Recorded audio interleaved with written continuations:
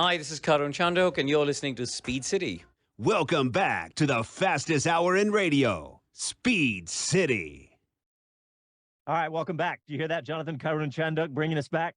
My man. And Bob Varsha said he ran into, was that, I think that was on the, after we got through talking, Bob told us that Karun said, hey, make sure to tell Jonathan Greenhine, and you've known Karun since she was, what, 8 years old, you said? 8 years old, yeah. Here's a funny story. For a local guy. Not too long. We got to go to our clip. No, tiny story. Sorry, tiny story. When I met him at 8, he was wearing a Kevin Schwantz shirt in Madras. Don't figure that one. Nice. All right, well, let's set up this next clip because Chris Medlin got to sit down with a young American in Formula 2, Jak Crawford. And Jak is originally from North Carolina, but is really home in Houston now. And he's a Texan, official. That's right. That's right. And so, but yeah, this was for the Wheel to Wheel show that Chris Medlin and I do. So let's hear from Jak Crawford now. And joining us now, we have one of America's brightest young racing talents. Jak Crawford is joining us here on Wheel to Wheel. Jak, thanks very much for the early start here in the UK. How's it going? Good. Thanks for having me. It's going good. And yeah, I'm very eager to get back racing. So I bet. Yeah, we're having a bit of a break. You're in your F2 rookie season. And actually, I mean, look, you're 17 years old for a few more weeks. And I'm pretty sure that your birthday coincides with the week of the Miami Grand Prix, which isn't an F2 race. But are you going to be in Miami for that one?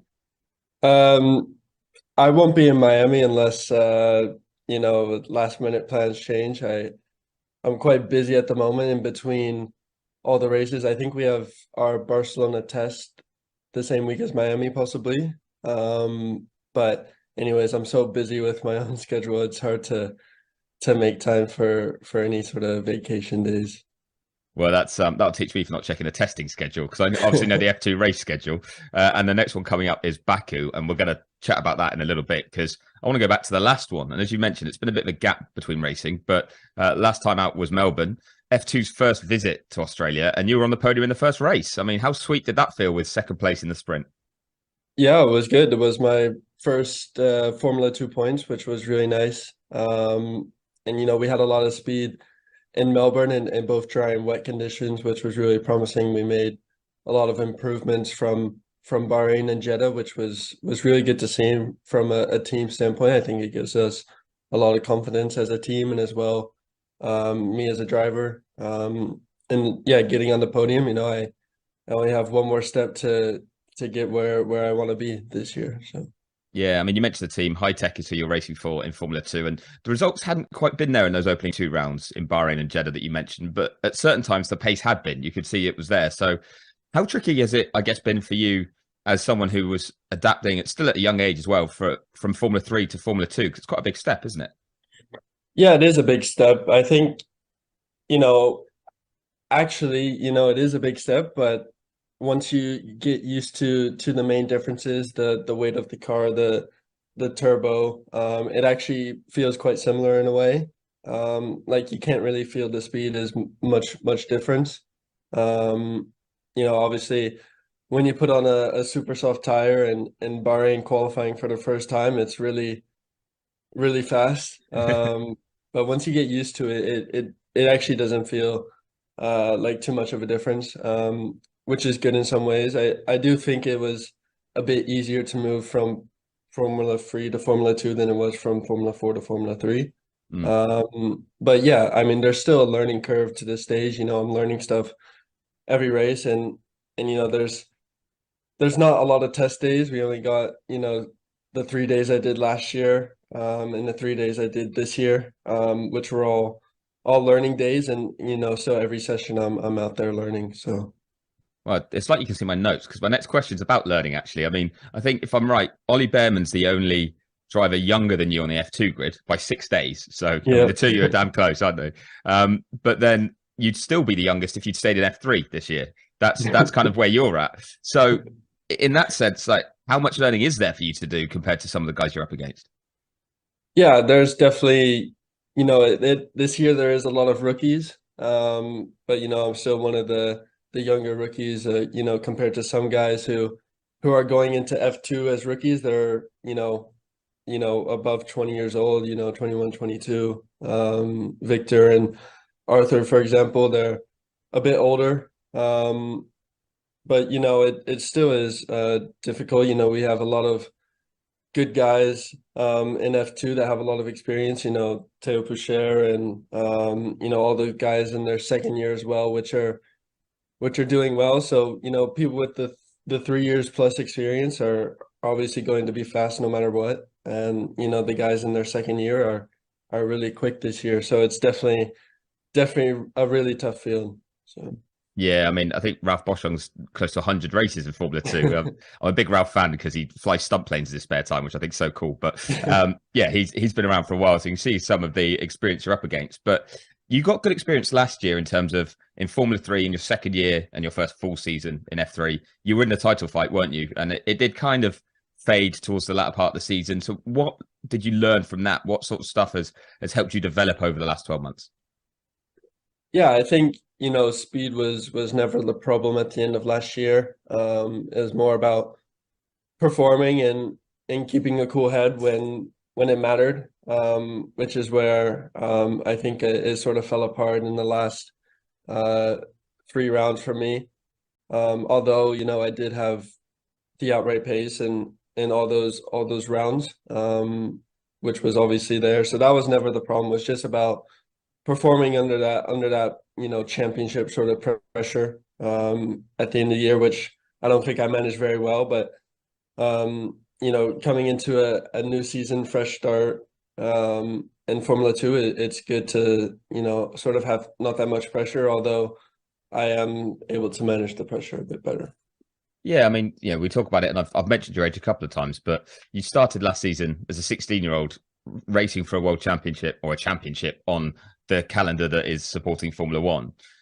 And to put it into context, I mean, your time advantage you have over everyone, I think you're over 4 years younger than Logan Sargent, who stepped up to F1 after 1 year of F2. So it's the fact that you kind of have, dare I say, time on your side in that sense, taking the pressure off at all, or are you just impatient to keep climbing? Yeah, it's a bit of a weird feeling because, I've raced, I've raced the same guys in F3 and F2, and I've been on the same sort of path as them. I've raced the same guys in F3, I've raced in F2, and they're older than me, so it feels weird that I could do another 3 seasons in F2 and then I'd be their age, which is a bit weird to think about. But of course, I mean, I think if I did, upwards of that many years in Formula 2, then F1 would sort of be a long shot at that point. But I would like to be in F1 as soon as possible. So yeah, I mean, it's where everyone wants to be, isn't it? But do you feel there's a lot of room for development within you still because of your age and because actually you've climbed so quickly through the single seater ladder, or does it just come naturally to you and each time you're like, well, I want to step up, I want to step up? Yeah, I think it comes naturally. I think always, I'm looking for improvements, and especially I mean, I haven't done so many single seater races, especially in F2. So it's like every time I'm just getting better and better. I think from my side, there's still time to gain in race and in quality performance, which are the 2 main factors. So then I always got something to work on. I think there's always room for improvement. So yeah, I'm always looking for more. Well, what are you looking for from this season? What are your goals for this year? Because I mentioned you're racing with High Tech and they didn't have the most consistent time of it over the last couple of seasons. And you're partnered with another rookie in Isaac Hadjar. So you don't have an experienced driver in that team either. So yeah, what are your targets? To be honest, at the start of the season, I had we all my my parents and my team around me. There were no specific goals, expectations or anything.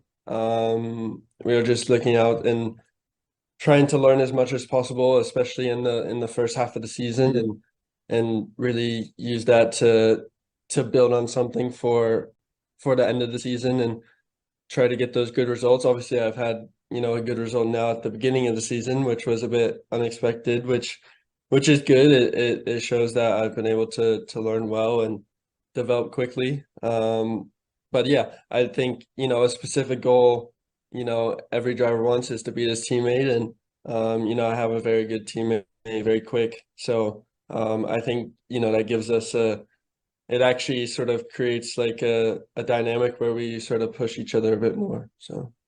Yeah, it's going to be fascinating to watch actually, because you're both of a similar age or a similar kind of point in your careers going in as F2 rookies. But for listeners of the show that maybe don't know a huge amount about you so far, you mentioned the team around you and family. Thinking the accent's North Carolina, isn't it? You from originally?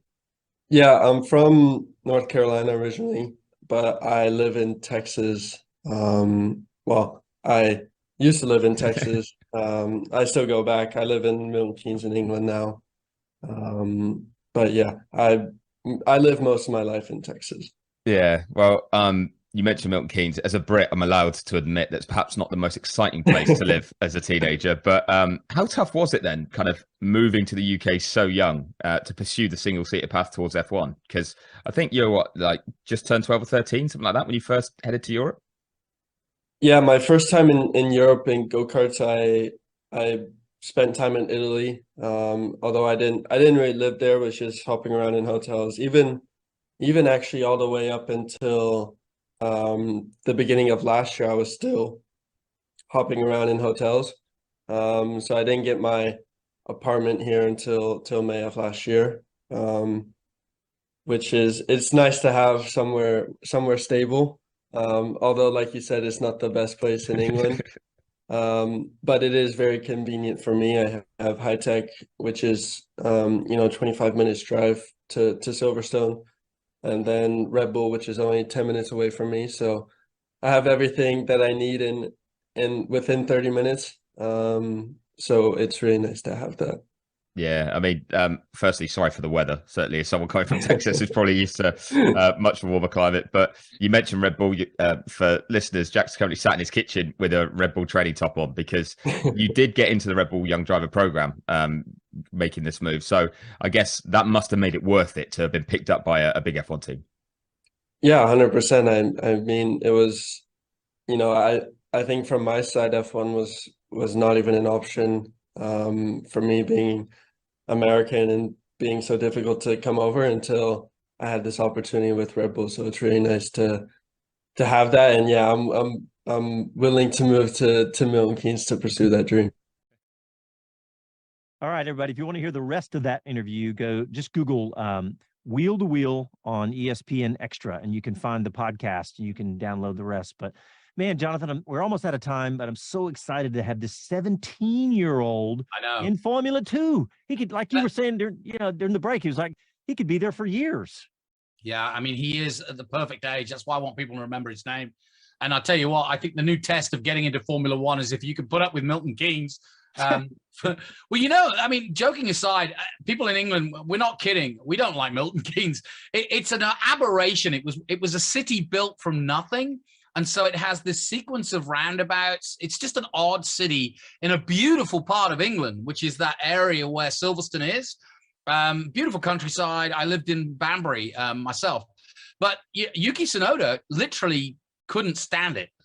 And so, yeah, he's dedicated. Well, man, it's so exciting to have Jack, another American, just coming up through that ladder, because we just don't know how good he is yet. He's so young. He's so young.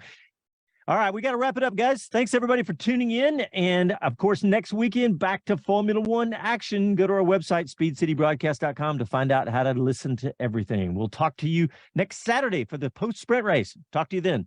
Happy.